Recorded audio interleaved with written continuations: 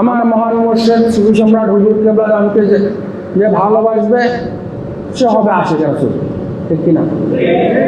তাহলে বুঝেন একটা জিনিস, দেওয়ানবাগির আশেক হইতে যে পারে রাসূল দয়া করে দেখা দেন তারে।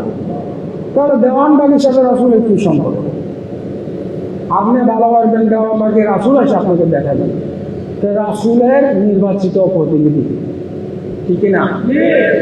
আশিক রাসূল ভাই বোনেরা, আমার মহান মুর্শিদ সেই রাসূলের ধর্মকে সমাজে আবার আনছেন। তিনি কোন তরিকার বেরিয়াল ভেঙে তরিকার মধ্যে না গিয়ে, আমরা ছিলাম নকশবন্দি মুজাদ্দিদিয়া তরিকার ভক্ত। আমাদের ইমাম চন্দ্রপুরী হুজুর নকশবন্দিয়া মুজাদ্দিদিয়া তরিকায় ছিলেন, আমরা ওই তরিকায় ছিলাম। কিন্তু আমার মহান মুর্শিদ সুফি সম্রাট হুজুর কেবলা জান তরিকার বেরিয়াকে ভেঙে দিয়ে ডালপালা, তরিকা হচ্ছে একটা ডাল আর মোহাম্মদ ইসলাম হলো মূল গাছ। তিনি আবার ধর্মের মূল নিয়ে কাজ শুরু করলেন।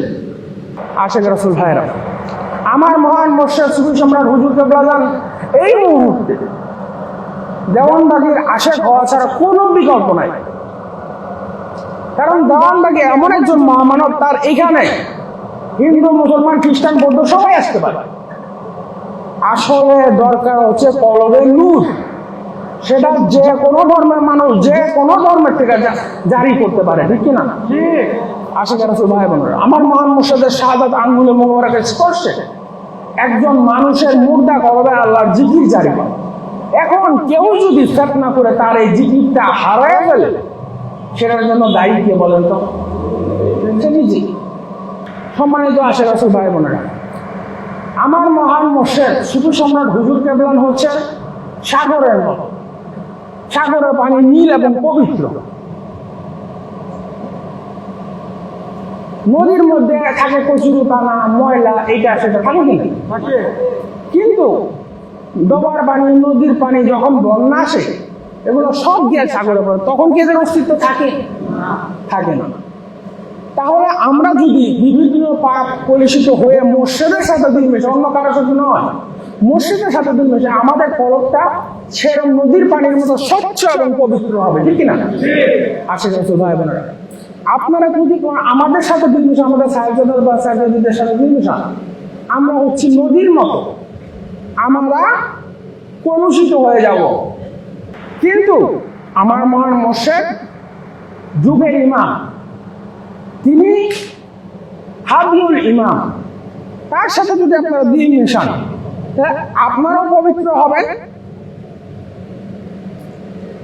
এবং আমরাও কলুষিত হব না। আপনারা আমার বাবা জান যে মোহাম্মদ ইসলামের আসল রূপটা দেখা গেছে, মূল ধারা দেখা গেছে, আপনারা মূল ধারা থেকে সরবেন না। আপনারা আমার মহান মুর্শিদ যে আদর্শটা আপনাদের মাঝে রেখে গেছে, সেই মোহাম্মদ ইসলামের উপরে প্রতিষ্ঠিত থাকবে মৃত্যুদম পর্যন্ত, এবং অন্যান্য জাকের বা জাকের বন্ধুকে দাওয়াত দিবে যাতে তারাও এই ধর্মে আসে এবং কোনো ধরনের ফিতনা শুনবেন না, প্রশ্রয় দিবেন না। আসলে ফিতনা যারা করে, ফিতনা যারা প্রশ্রয় দেয়, উভয় দল সমান হবে।